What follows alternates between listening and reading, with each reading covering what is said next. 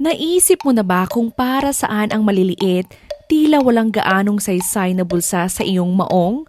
Yung maliliit na bulsa na nasa loob ng mas malalaking bulsa sa harap?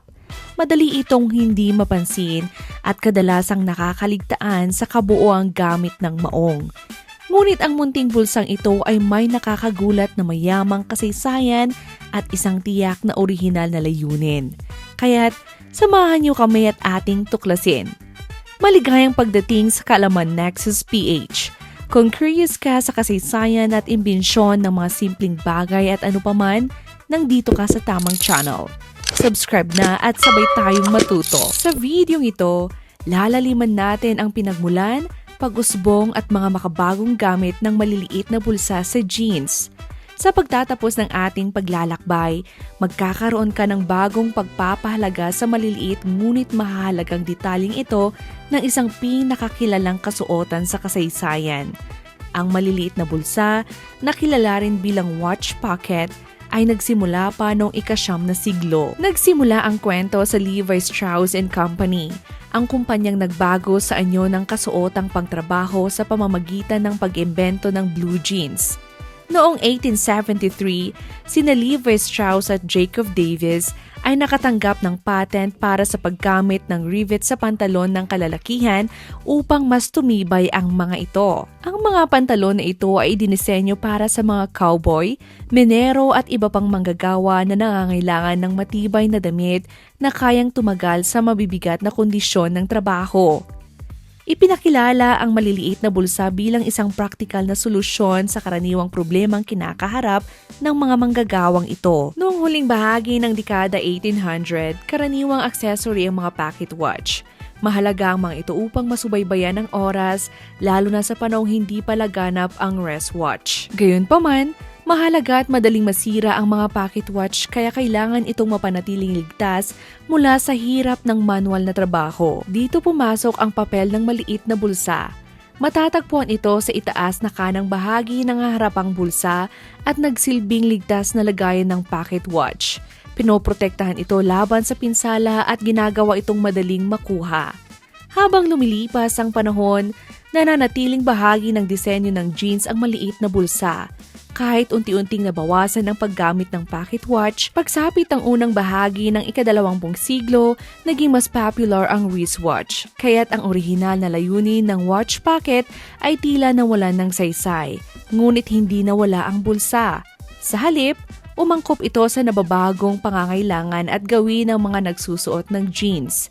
Sa paglipas ng mga dekada, ginapit ang maliit na bulsa para sa iba't ibang layunin. Noong dekada 1950 at 1960, naging practical itong lagayan ng barya, posporo at iba pang maliliit na bagay. Noong dekada 1970 at 1980, kasabay ng pag-usbong ng denim bilang pahayag ng moda at hindi na lamang kasuotang pangtrabaho, ang maliit na bulsa ay madalas nagsilbing elementong pang-estilo na nagbibigay ng matibay at praktikal na anyo sa jeans. Sa kasalukuyan, nananatili pa ring bahagi ng karamihan sa jeans ang maliit na bulsa, kahit halos nakalimutan na ang orihinal netong layunin. Maraming tao ang hindi alam ang makasaysayang kahalagan neto at sa halip ay gumagawa na rin sila ng sariling gamit para reto.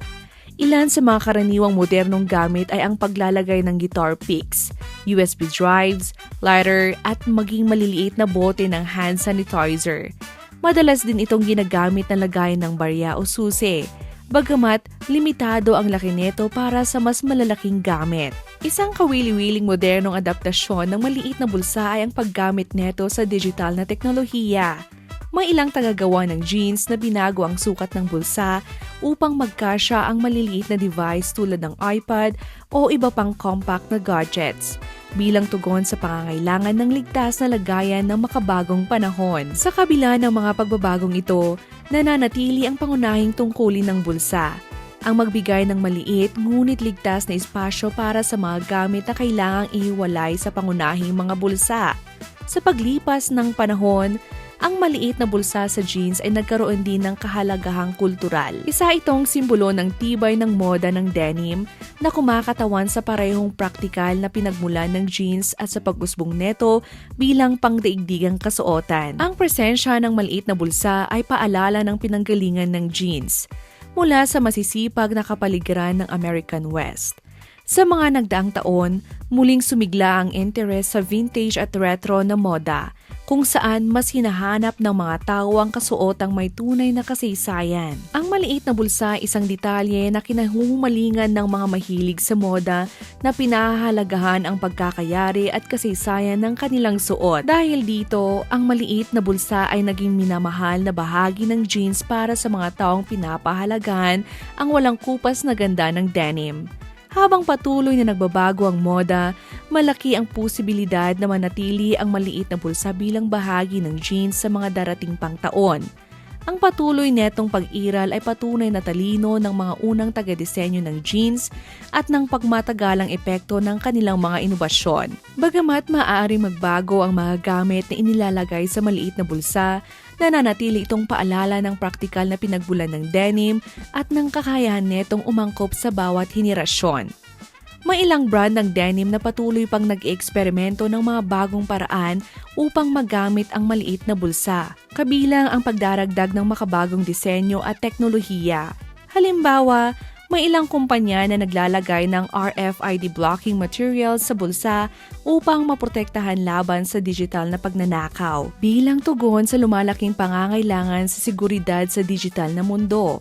Ang iba naman ay nagdedesenyo ng mga bulsa na sadyang ginawa para sa earphones o iba pang maliliit na tech accessories. Upang manatiling may silbi ang maliit na bulsa sa panahon ng smartphones at wireless na teknolohiya, ang maliit na bulsa sa jeans ay higit pa sa isang kakaibang detalye. Isa itong piraso ng kasaysayan na patuloy na umuunlad at umaangkop sa panahon. Mula sa pagiging praktikal na lagay ng pocket watch hanggang sa modernong imbakan ng maliliit na gamit, napatunayan ng maliit na bulsa ang kakayahan netong umangkop at manatiling mahalaga. Isa rin itong paalala ng malikhaing diwa ng mga unang tagagawa ng jeans at ng walang kupas na halaga ng moda ng denim. Sa susunod na magsuot ka ng jeans, maglaan ka ng sandali upang pahalagahan ang maliit na bulsa. Isa itong munting detalye na may malaking kwento. Patunay ng praktikal na talinong nagbigay daan upang maging pangunahing kasuotan ng jeans sa buong mundo. Ginagamit mo man ito bilang lagay ng susi, USB drive o basta hinahangaan bilang bahagi ng kasaysayan ng moda, ang maliit na bulsa ay tulay na nag-uugnay sa atin sa nakaraan habang nananatiling kapakipakinabang sa kasulukuyan. Maraming salamat sa pagsama sa amin sa kamangha-manghang paglalakbay na ito sa kasaysayan at layunin ng maliit na bulsa sa jeans. Tunay na kahanga-hanga kung paano ang isang maliit na detalye ay maaaring magtaglay ng napakalaking kahulugan at patuloy na umaangkop sa paglipas ng panahon. Ikaw man ay mahilig sa denim, kasaysayan o simpleng nag-e-enjoy sa magagandang kwento, umaasa kaming naging kapanapanabik ang ating masusing talakayan. Salamat sa panunood at yan na nagtatapos ang ating kwento. May natutunan ka, huwag kalimutang i-like ang video, mag-subscribe sa Kaalaman Nexus PH at i-share ito sa mga mahilig sa kaalaman. May tanong o topic suggestion? Comment lang. Hanggang sa susunod na dagdag kaalaman.